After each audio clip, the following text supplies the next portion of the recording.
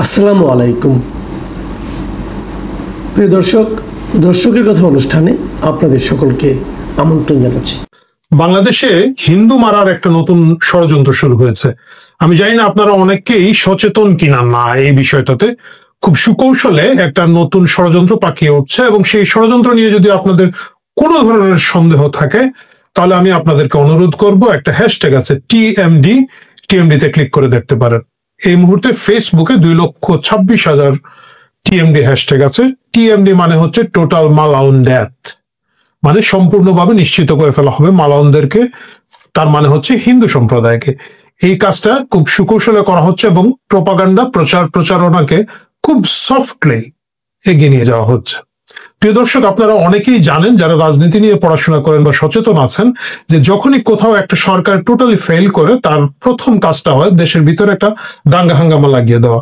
এবং এই দাঙ্গা হাঙ্গামাটা বাংলাদেশে এখন লাগিয়ে দেওয়ার জন্য সরকার পৃষ্ঠপোষক লোকজন, অবশ্যই সরকার পৃষ্ঠপোষক লোকজন, যে জঙ্গিদেরকে জেল থেকে ছাড়া হয়েছে, যে জঙ্গিদেরকে পৃষ্ঠপোষকতা করা হচ্ছে, যে জঙ্গিদেরকে সালাম আদাব অভিনন্দন দিয়ে ফুলের মালা দিয়ে বিভিন্ন সময় থানা থেকে ছাড়িয়ে আনা হচ্ছে, তারা সুকৌশলে এই কাজটা করেছে। আপনারা যারা সুশীল আছেন, সুমন আছেন, তারা হয়তো এই টিএমডি হ্যাশট্যাগের সম্পর্কে পরিচিত নন। এই টিএমডি হ্যাশট্যাগের মাধ্যমে সুস্পষ্টভাবে উস্কানো হচ্ছে এবং মানুষের একটা মাইন্ডসেট তৈরি করা হচ্ছে। আমি জানি অনেকেই বলবেন যে ভাই আপনি বেশি বুঝেন, বেশি কথা বলেন, বাংলাদেশে এই অবস্থা নাই। এই ধরনের ঘটনা শুধু বাংলাদেশে যে আলাদাভাবে ঘটবে, আমি আপনি যে দুনিয়ার বাইরে থেকে কোনো এক দেশ থেকে এসেছি তা কিন্তু নয়। ইতিহাসে দেখা গেছে বিভিন্ন সময়ে এই ধরনের কাজ হয়েছে। আমরা অনেকে জানি যে যদি রুয়ান্ডা গণহত্যার কথা যদি আপনারা মনে করে দেখেন, যে যেখানে 100 দিনে প্রায় 8 লক্ষ তুৎসি জনসংখ্যাকে নিকেশ করে দেওয়া হয়েছিল খুব সুপরিকল্পিত হবে। কিভাবে 7ই এপ্রিল ওইখানের মধ্যে বলা হলো যে তুৎসি লোকজন প্রেসিডেন্টকে মেরেছে। প্রেসিডেন্ট কে ছিলেন? হুতু সম্প্রদায়ের প্রেসিডেন্ট ছিলেন। এবং এর আগে দীর্ঘদিন ধরে এইরকম সফট প্রচারণার মাধ্যমে মাইন্ডসেট তৈরি করে দেওয়া হয়েছিল। সফট প্রচারণার মাধ্যমে, যেটাকে আমরা বলি সম্মতি উৎপাদন করা, মানে হত্যাযোগ্য করে তোলা, এবং হত্যাযোগ্য করে তোলার ক্ষেত্রে মানুষের মধ্যে এক ধরনের মানসিক প্রস্তুতি তৈরি করা। ও মার্সে ভালোই হয়েছে। এই জিনিসটা ধীরে ধীরে তৈরি করা হচ্ছে হিন্দুদের বিরুদ্ধে, এবং এরই একটা ধারাবাহিকতা হচ্ছে এই টিএমডি হ্যাশট্যাগ। আপনারা দেখতে পারেন সম্প্রতি এই টিএমডি হ্যাশট্যাগটা আরো বেশি পপুলার হয়েছে এই কারণে যে আপনারা জানেন যে টঙ্গীতে একজন টিএনটি কলোনির জামে মসজিদের খতিব মোহাম্মদ মহিবুল্লাহ মিয়াজি, যিনি অপহরণ হয়েছিলেন এবং পঞ্চগড় থেকে পরের দিন উদ্ধার হয়েছেন, বয়স্ক লোক, 65 বছর বয়স্ক লোক, এবং তিনি দাবি করেছেন তাকে ইসকন, হিন্দুদের সংগঠন ইসকন, তাকে অপহরণ করে নিয়ে গিয়েছিল। কেন নিয়ে গিয়েছিল? ইসকনের কি ঠেকা পড়েছে টিএনটি মসজিদের মতো একটা স্থানীয় মসজিদের ইমামকে নিয়ে যাওয়ার জন্য? উনি দাবি করেছেন মহিবুল্লাহ মিরাজি যে এর আগে 7-8 মাস ধরে তাকে ইসকন চিঠি লিখে বলছিল যে মসজিদের মিম্বরে দাঁড়িয়ে যেন তিনি ইসকনের পক্ষে কথা বলেন, তিনি যেন অখণ্ড ভারতের পক্ষে কথা বলেন। এই কথাটা বলে মহিবুল্লাহ মিয়াজি তাকে নাকি ইসকন অপহরণ করে নিয়ে গেছে। আপনারা খেয়াল করে দেখবেন যখনই এই ঘটনাটা ঘটলো এবং মহিবুল্লাহ মিয়াজি পরের দিন বললেন, একটা বয়স্ক ভদ্রলোক, যে তাকে নাকি ইভেন ইসকন শুধু ধরে নিয়ে গিয়েছে, মারধর করেছে তা কিন্তু নয়, তাকে বলাৎকার করেছে, তাকে যৌন নির্যাতন করেছে এই বৃদ্ধ লোককে। এবং এই কথাটা বলার সাথে সাথে আপনি দেখবেন যে ব্যাপক বিক্ষোভ হলো।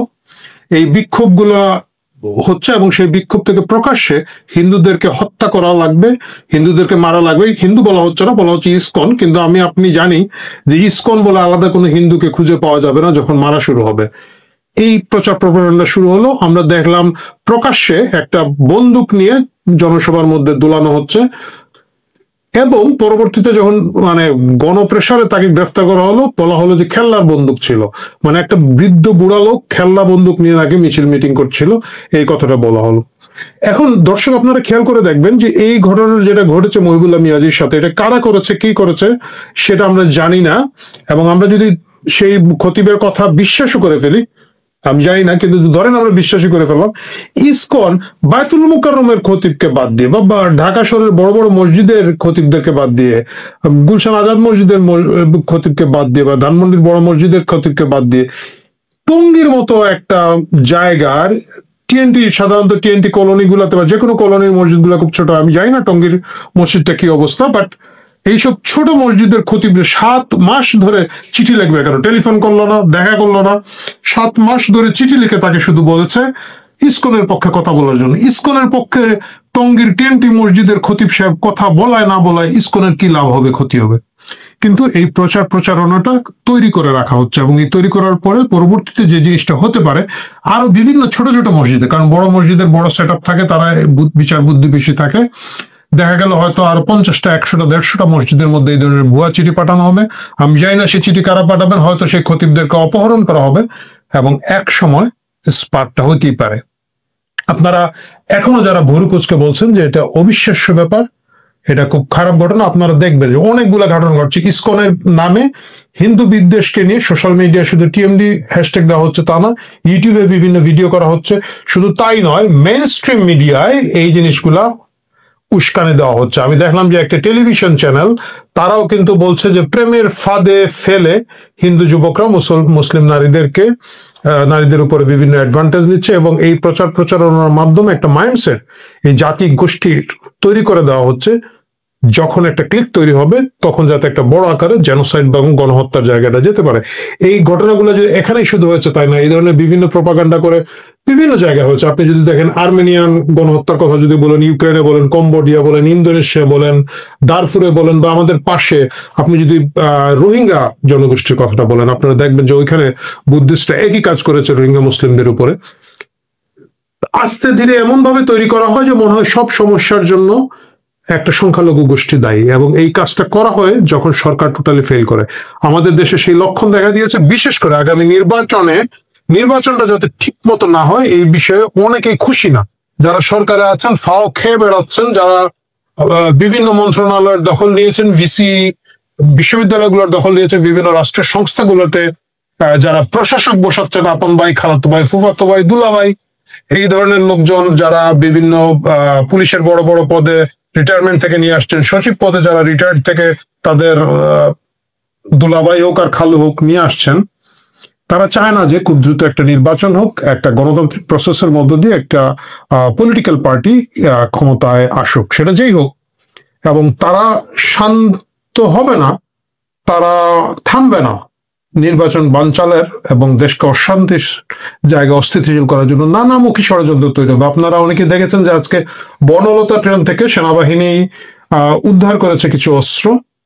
এর মানে হচ্ছে দেশে প্রচুর অস্ত্র ঢুকছে, এবং এই অস্ত্রগুলা ঢুকছে। একই দিকে আবার আমরা দেখতে পেলাম যে আসিফ মাহমুদ 300 কোটি বইয়া বলেছেন যে বিভিন্ন জায়গায় তারা জুডো, কারাতে এবং অস্ত্র ট্রেনিং দিচ্ছেন। আমি জানি না কেন অস্ত্র ট্রেনিং দিতে হবে যুবকদেরকে, তারাও এক ধরনের প্রস্তুতি নিচ্ছেন। একটা টানটান উত্তেজনা আগামীতে থাকতেই পারে, এবং এই বিষয়ে আমাদেরকে সকলকে সতর্ক থাকতে হবে। এই ভিডিওর মাধ্যমে আমি সরকারের কাছে আহ্বান জানাচ্ছি, রাষ্ট্রীয় প্রতিষ্ঠানগুলোর কাছে আহ্বান জানাচ্ছি, আপনারা সতর্ক থাকুন। কারণ এই TMD হ্যাশট্যাগ যারা দিচ্ছে, যারা প্রকাশ্যে বলছে যেখানে সাম্প্রদায়িক দাঙ্গা লাগানো উচিত, প্রকাশ্যে বলছে যে এখানের মধ্যে টোটাল মালাউন ডেথ করা উচিত, তাদের ব্যাপারে যদি আপনারা সতর্ক না হন, নজরদারি না করে থাকেন, তাহলে বুঝতে হবে এই যে হামলা ঘনিয়ে আসছে, হামলার যে ষড়যন্ত্র চলছে, আপনারা তার একটা অংশ।